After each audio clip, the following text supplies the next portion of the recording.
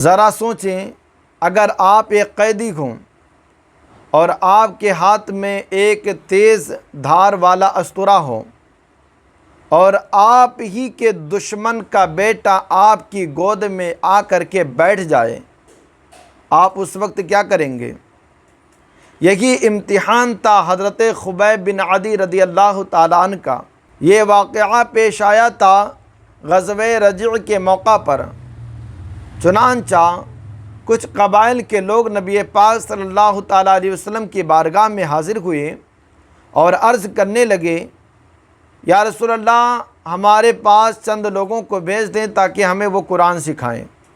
نبی پاک صلی اللہ تعالیٰ علیہ وسلم نے چند لوگوں کو منتخب کیا جو کہ حافظ قرآن تھے اور انہیں ان کی طرف بھیجا، لیکن ان کا بلاوا نہیں تھا بلکہ یہ ان کی طرف سے دھوکہ اور ان کی سازش تھی۔ جب یہ مقام رجیع پہنچے تو چاروں طرف سے کافروں نے ان پر حملہ کر دیا۔ چند صحابہ کرام اس میں سے شہید بھی ہوئے اور کچھ لوگوں کو قیدی بنایا گیا، اور انہی قیدیوں میں حضرت خبیب بن عدی رضی اللہ تعالیٰ عنہ کا نام بھی آتا ہے۔ جی ہاں، حضرت خبیب بن عدی رضی اللہ تعالیٰ عنہ کو جب قیدی بنایا گیا، انہیں تکلیفیں پہنچائی گئیں۔ اس کے بعد میں یہیں تک انہوں نے کام ختم نہیں کیا بلکہ مکہ کی گلیوں میں انہیں غلام بنا کر کے بیچ بھی دیا۔ حضرت خبیب بن عدی رضی اللہ تعالیٰ عنہ کے خریدنے والے وہ بنے جن کے باپ دادا جنگ بدر میں قتل کیے گئے تھے۔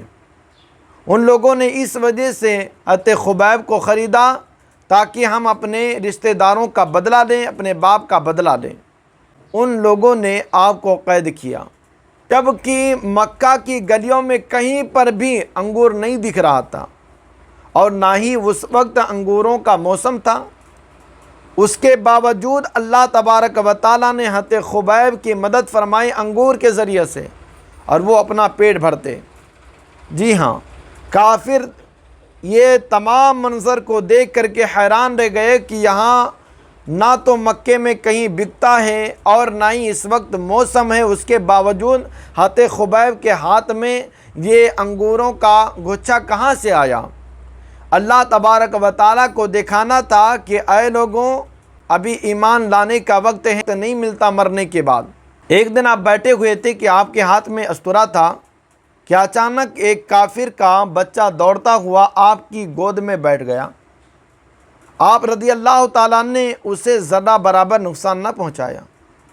کافرہ عورت نے دیکھا، وہ سہم گئی کہ اب تو میرا بچہ دشمن کے ہاتھ میں لگ گیا ہے، اب کیا ہوگا؟ حضرت خبیب رضی اللہ تعالیٰ عنہ کہنے لگے کہ گھبرائیے نہ، میں تمہارے بچے کو کچھ بھی نقصان نہیں پہنچاؤں گا۔ کیوں؟ اس لیے کہ نہ تو یہ مجھے سبق سکھایا جاتا ہے اور نہ ہی یہ اسلام ہمیں ایسا کرنے کو حکم دیتا ہے کہ میں کسی بچے پر ظلم کروں یا کسی عورت پر ظلم کروں۔ جی ہاں، یہی اسلام سبق دیتا ہے۔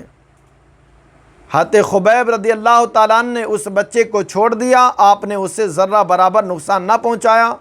وہ کافرہ عورت کہنے لگی کہ خبیب کی طرح با اخلاق اور کردار والا میں نے کسی کو نہ پایا۔ اللہ اکبر۔ چنانچہ جب حضرت خبیب بن عدی رضی اللہ تعالیٰ عنہ کی شہادت کا وقت آتا ہے تو دشمن آپ کو پھانسی کے لیے ایک جگہ لے کر کے جاتے ہیں۔ آپ رضی اللہ تعالیٰ عنہ کہتے ہیں کہ مجھے 2 رکعت نماز پڑھنے کی اجازت دو۔ حضرت خبیب رضی اللہ تعالیٰ عنہ کو اجازت دی جاتی ہے۔ آپ 2 رکعت نماز خشوع اور خضوع کے ساتھ جلدی سے ادا کرتے ہیں۔ اس کے بعد آپ جو ہے شہادت کے لیے آپ پھانسی پر چڑھ جاتے ہیں۔ چنانچہ حضرت خبیب رضی اللہ تعالیٰ عنہ کو پھانسی دے دی جاتی ہے۔ پھر آپ رضی اللہ تعالیٰ عنہ کے جسم اطہر کے ساتھ میں یہ بے حرمتی کرنا چاہتے ہیں، آپ کے جسم اطہر کو یہ کاٹنا چاہتے ہیں۔ اللہ کا حکم ہوتا ہے اے زمین تو اپنے اندر لے لے، اللہ کے حکم سے زمین نے اپنے اندر لے لیا۔ جی ہاں، ظالموں نے ان کے جسم کے ساتھ میں بے حرمتی کرنے کا جو ارادہ کیا تھا وہ نہ کر سکے۔ تو اس سے ہمیں یہ سبق ملتا ہے کہ اگر ایمان میں پختگی ہو تو اللہ تعالیٰ اسے وہاں پر بھی مدد فرماتا ہے جہاں پر کسی کی رسائی نہ ہو۔ جس طرح سے حضرت خبیب کو وہاں پر انگور کے گچھے پہنچے جہاں پر کسی کا آنا جانا نہ تھا۔ حضرت خبیب رضی اللہ تعالیٰ عنہ کے جسم اطہر کے ساتھ بے حرمتی کرنے کا ارادہ کیا، اللہ نے زمین کو حکم دیا اے زمین تو اپنے اندر لے لے، زمین نے ان کے جسم کو اپنے اندر لے لیا۔ جی ہاں، یہ تھا ایمان افروز واقعہ جو ہمیں سبق دیتا ہے کہ ایمان میں پختگی اور دشمنوں کے سامنے ایسے ہی ڈٹ جانا چاہیے، اگرچہ آپ کے ساتھ میں وہ برا کریں، اگرچہ آپ کو پھانسی کے پھندے پر چڑھا دیں، اس کے باوجود آپ کو ایمان ہی پر قائم رہنا ہوگا۔ ایسے ہی ایمان افروز واقعات سننے کے لیے میرے چینل کو سبسکرائب کر لیں۔ السلام علیکم۔